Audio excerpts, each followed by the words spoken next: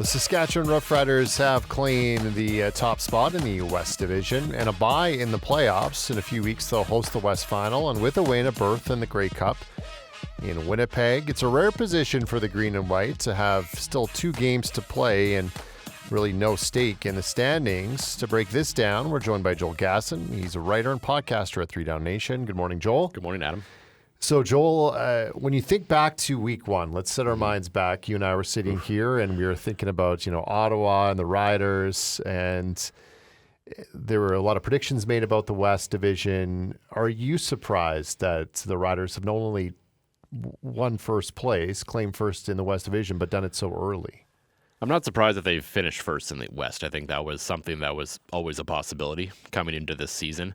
But it is certainly a little surprising that they were able to wrap it up early. I think we all expected what's happening below them, where basically the other 4 teams are still in the mix, and it's a mess that could end apparently in a 4-way tie still. So I think none of that is that surprising. But yeah, I think we thought maybe it would come down to one of these final 2 games against Winnipeg or BC for someone to clinch first place in this division, which seemed like 1 through 5 was going to be very strong this year. And I think, the standings, I think, are maybe a little skewed. I think all the teams are relatively even in the West from top to bottom. But, yeah, so it's a surprise that they got it done this early. But, hey, credit to them. They got the wins they had to do it, right? So yeah, and you heard from Trevor Harris there. We've seen teams in the past clinch first, whether it be the East Division or West Division, that really struggle in that final when they have the layoff. Mm-hmm. What are some of the dangers for this team with this long of a layoff? They do have a lot of injuries, and that injury list is something. It's almost on 2 pages. But what are some of the concerns that Rider fans could have with this long layoff before the games mean anything?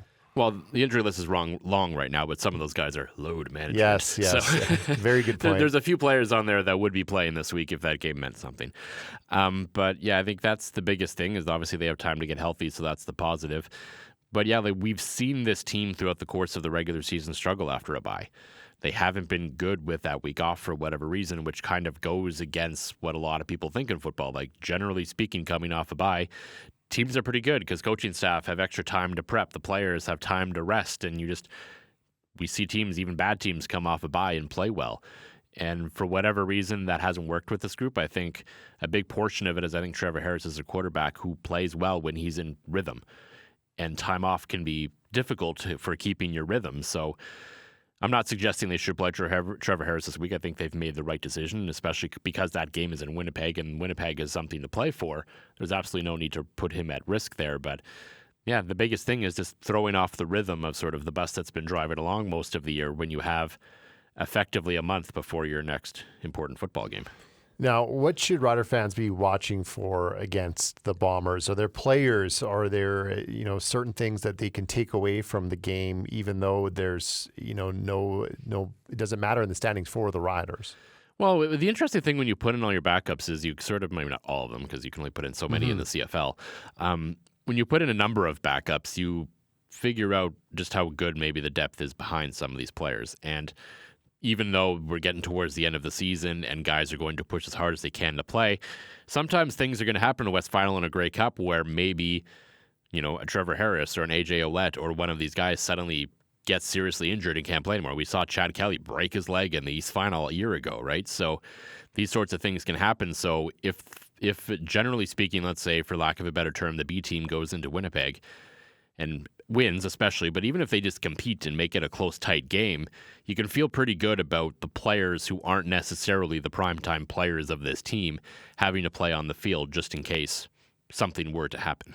And Joel, the other big news this week were the contract extensions for not only Jeremy O'Day, but also head coach Corey Mace. It becomes sort of a package deal. Now they're linked together through the 2028 season. What are your thoughts on that? I mean, obviously both well-earned at this point. I think Corey Mason is sort of short time, just over almost 2 years here, has obviously completely changed the culture of the team. And that's always, the biggest thing a coach needs to accomplish with the team is sort of set the goals, set sort of the attitude of the room, set the approach, and that's what he's done. Jeremy O'Day, I don't think there's any doubt about it. Like, he was on the hot seat a couple of years ago, and people were wondering with the whole Craig Dickinson debacle if this guy really had the chops to sort of turn this thing around, because I think everyone always sort of agreed that he found talent. Like the rosters he built even under the Craig Dickinson era weren't necessarily bad.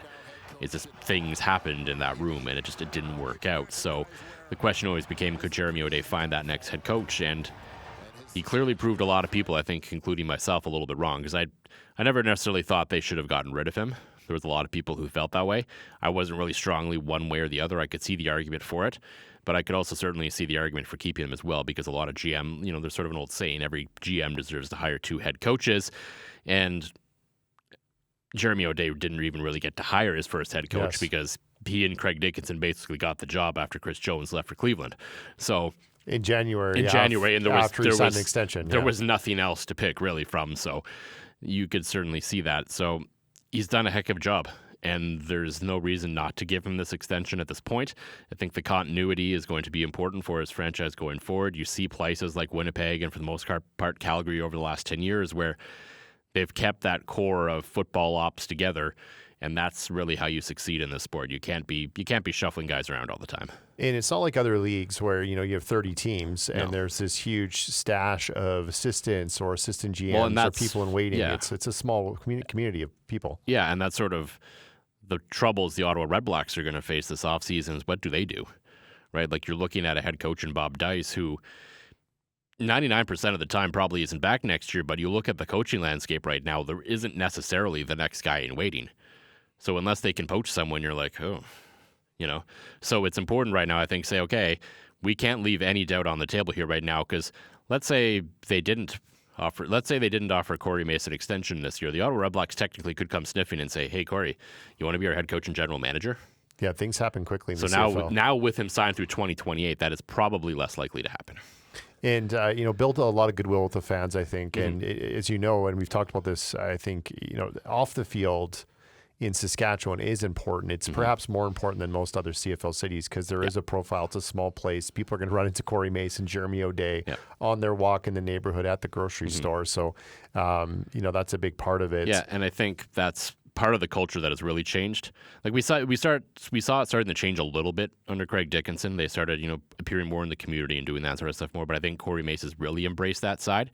It was during the Chris Jones eras when that stuff really went in the tank, and that I think is what's really taken this franchise the longest to sort of recover off the field from that era. Yeah, you have a ton of player availabilities now, and it helps when the team's winning. You'll see Trevor Harris and AJ Ouellette for more autograph scenarios when they're winning games. Rather than the backup long snapper. That's right. All these teams, with the exception of Ottawa, Toronto, who are out, the rest of the CFL teams have stuff to play for this weekend. Seeding, Hamilton is pretty comfortable in the East, but they've hit a bit of a screen. Yet, they're not locked in, so still lots to play for. Perhaps your most difficult prediction, Joel Gasson, so far. With we've bounced around. You've been doing pretty well, but when the Riders go into Winnipeg, and Winnipeg's got everything to play for, the Riders have Jake Mayer playing quarterback. What are your thoughts on what are you expecting in this game? Let's set it there. I mean, if the Winnipeg Blue Bombers are who we think they are, they should win this game relatively easily. Like, I'm not saying they're going to win by 20 or anything like that, but like if they're playing Zach Collaros, they're playing Brady Oliveira, they're playing the guys they can on offense, they got Willie Jefferson out there. This should be a team that should be able to beat anyone's backups, right? So this will say a lot about the Winnipeg Blue Bombers, because a couple weeks ago everyone was proclaiming them back when they thumped the Hamilton Ticats. Well, the Calgary Stampeders just thumped the Hamilton Ticats too, so maybe something's more wrong in Hamilton than we originally thought a few weeks ago. Yeah, we're going to learn a lot about the Winnipeg Blue Bombers this week and just where they fall in this pecking order right now, I think, because this is a game they frankly should win. Joel, thanks for this. No problem.